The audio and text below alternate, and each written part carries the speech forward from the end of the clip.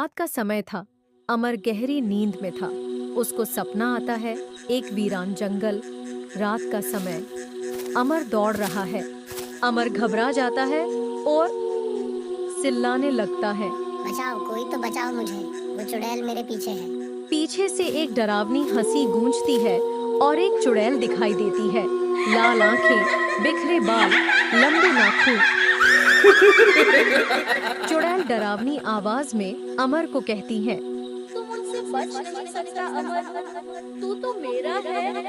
अमर चिल्लाते हुए, नहीं नहीं, कोई है, कोई सुन रहा है, वो मेरे पीछे है। आसपास के लोग बेरुखी से, कौन चुड़ैल? तुम्हारे पीछे तो कोई नहीं है बच्चा। अमर दौड़ते दौड़ते गिरता है, जोर से चीखता है और उसकी नींद टूट जाती है। अमर उठकर खिड़की से बाहर देखता है। अचानक एक परछाई सफेद साड़ी में सरकती है।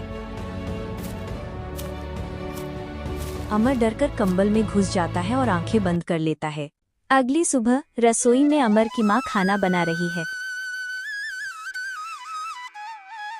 माँ, मुझे फिर वही सपना आया, वही चुड़ैल, वो मेरे पीछे पड़ी थी और फिर मैंने उसे खिड़की से बाहर भी देखा।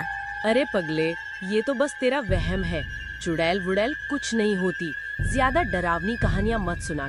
पर माँ, वो असली थी, बिल्कुल असली। थोड़ी देर बाद अमर अपने माता पिता के साथ गांव पहुंचता है।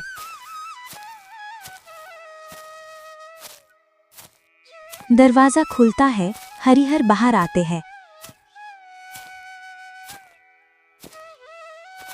अरे सच्चे दोस्त, कितने सालों बाद आए हो।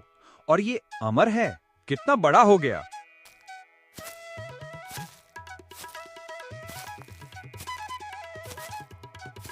आओ आओ, खाना तैयार है।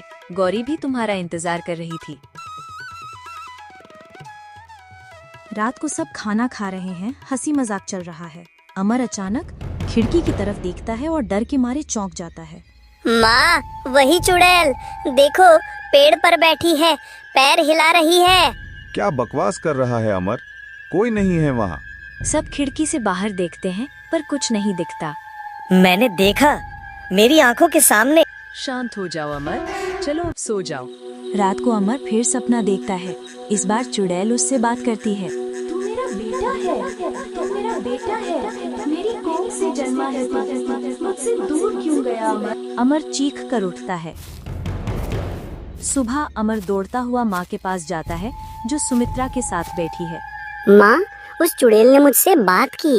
उसने कहा मैं उसका बेटा हूँ। उसने मुझे बेटा कहा। सुमित्रा गंभीर स्वर में बोली, ये मामला अब सीधा नहीं लग रहा। मैं एक तांत्रिक को जानती हूँ, हमें आज ही उसके पास जाना होगा। पर ध्यान रखना, ये बात किसी और को नहीं पता चलनी चाहिए। ठीक है सुमित्रा, आज रात हम साथ चलेंगे, चाहे जो हो जाए। एक अंधेरी रात में जब अमर ने अपनी आंटी से पूछा, आंटी, माँ कहाँ गई? पीछे से अचानक औरत की आवाज गूंजी, मैं यही हूँ बेटा, चलो तांत्रिक के पास चलते हैं। तीनों घने जंगल से गुजर रहे थे। चारों तरफ सन्नाटा और पेड़ों की परछाइयां मानो उनका पीछा कर रही थीं। हे भगवान, ये मैंने क्या किया? क्या हुआ सुमित्रा? तांत्रिक को जिस चीज की सबसे जरूरत थी वो कलश में घर पर ही भूल आई हूँ। तुम जाओ और वो कलश लेकर आओ। नहीं, मैं अकेले नहीं जाऊंगी। कुछ पल सोचने के बाद अमर की माँ मान जाती है और घर की ओर चली जाती है।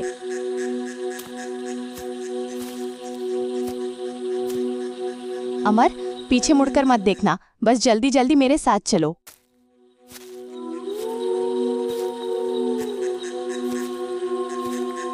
दोनों तांत्रिक के पास पहुँचे। वहाँ हवन कुंड जल रहा था और बाबा मंत्र जप रहे थे।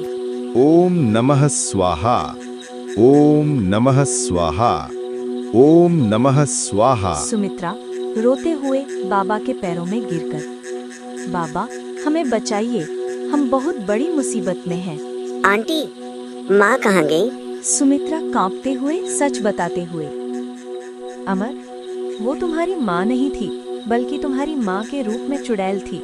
जंगल में मेरी नजर तुम्हारे माँ के पैरों पर पड़ी और उसने देखा उसके पैर उल्टे थे।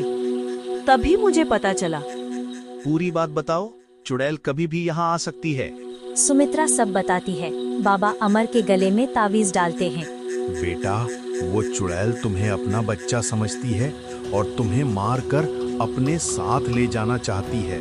तो अमर की असली माँ कहाँ है? वो उसी घर में है जहाँ से तुम लोग आए हो।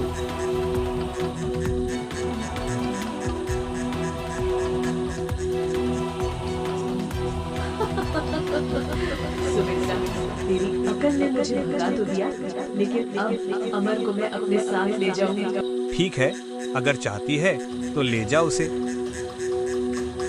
चुड़ैल अमर का हाथ पकड़ने जाती है, लेकिन जोर से झटका खाकर गिर पड़ती है। उसके गले में सुरक्षा कवच है, मेरे रहते तुझे अमर नहीं मिलेगा। चुड़ैल रोते हुए, मुझे अमर चाहिए, वो मेरा बेटा है। अमर, तेरा बेटा कैसे हुआ? जिस दिन अमर पैदा हुआ उसी दिन मेरा बेटा सुरेश भी जन्मा था, लेकिन उसके पिता ने नशे में उसे मार डाला। दुख में मैंने भी अपनी जान ले ली। तब से मैं अमर को अपना बेटा मानती हूँ। तुझे अपने बेटे का दुख है, लेकिन सोच, अमर की माँ को भी तो वही दुख होगा। छोड़ दे इस मोह को। नहीं, मुझे अमर चाहिए। चुड़ैल बाबा का गला पकड़ लेती है और जोर जोर से हंसती है।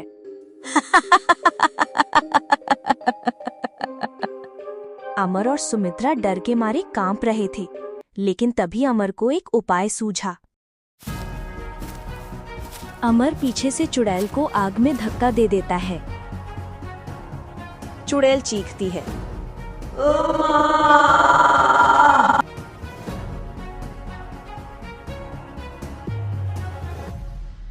चुड़ैल आग में समा गई और मोक्ष पा लिया। अमर और सुमित्रा घर लौटे और अमर की असली माँ को सब कुछ बताया। इस कहानी से हमें यही सीख मिलती है कि सही समय पर सही बुद्धि का प्रयोग करना चाहिए, तभी हम हर मुसीबत से बच सकते हैं।